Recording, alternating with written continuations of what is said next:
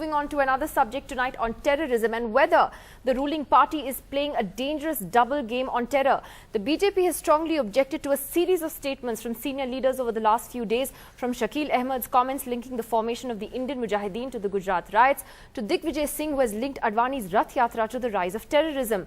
On the eve of the crucial Batla House verdict tomorrow, which has also been highly politicized, the question is this a deliberate Congress strategy?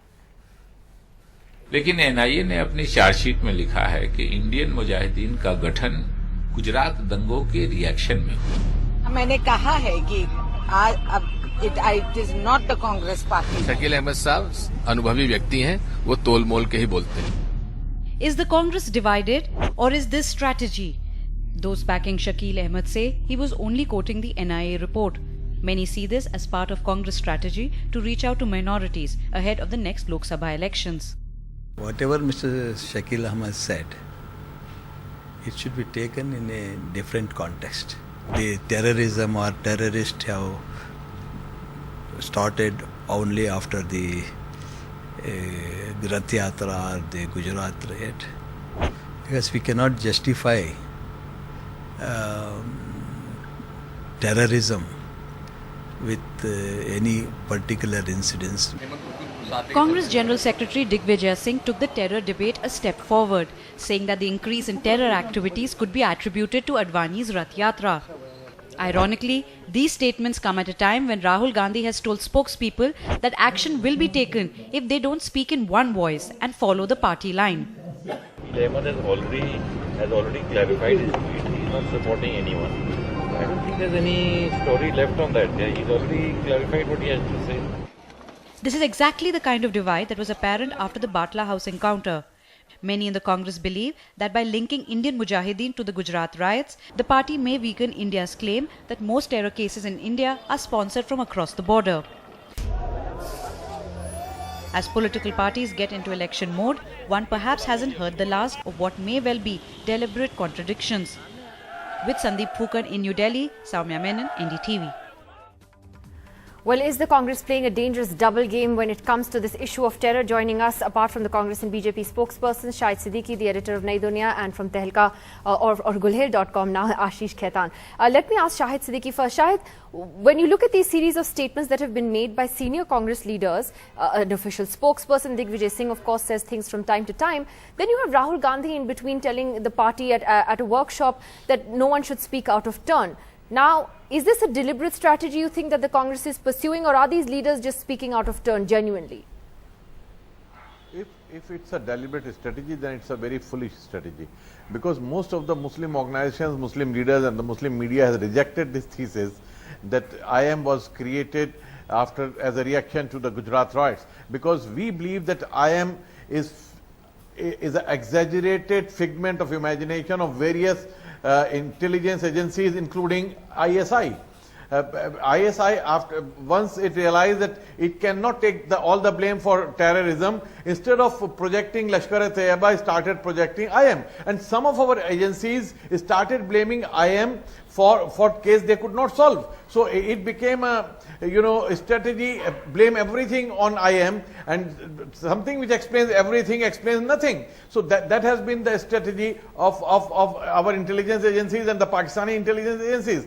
We believe that IM is a very exaggerated organization. Earlier we used to talk of Huji all the time. Where is Huji now?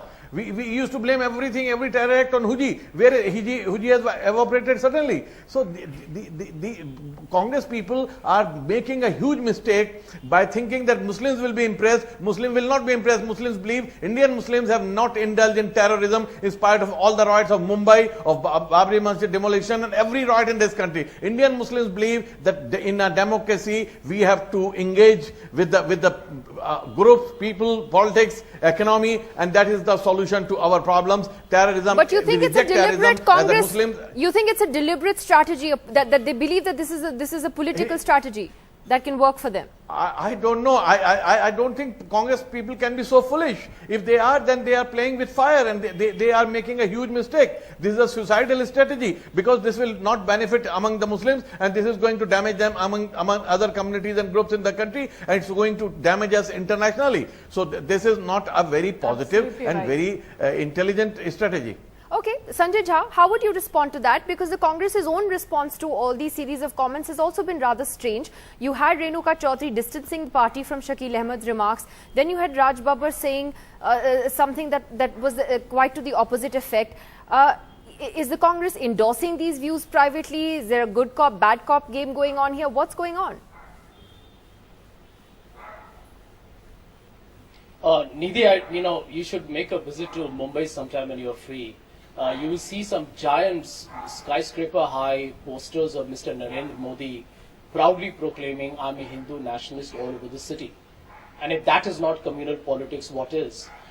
To answer your question, Shakil Ahmed quoted the NIA charge sheet or the report. He mentioned, "I read it in the papers and I quoted that." Now, to my mind, how can you attribute those comments to him? If the NIA mentions in his report and says that, the Indian Mujahideen that Syed Siddiqui, says it is a figment of imagination, or whatever form it has, if the NIA, a responsible body, a specialist body, says so, who is Shakil Ahmed, me or anybody else on this panel to dispute that? We have to take it at face value. Now that is being made as if Congress or Shakil Ahmed is deliberately trying to create a strategy. Let me tell you on your channel, I'm very proud to tell you, it is utter rubbish. It is utter rubbish. And let me tell you the point number 2. And this is the critical point. Now whether we like it or not, on 2 days ago I was in Delhi. And this is the point why nobody seems to be discussing that. Perhaps I will put a clip up on YouTube. I heard NDA's major political ally, Dr. Subramanian Swamy, say on an interview to a private channel that Hindus must unite and Muslims should be divided. That is going to be the NDA policy for the next elections. To my mind, that is communal, conflagration-obsessed campaign of really divisive politics. I think we are missing the woods for the trees here.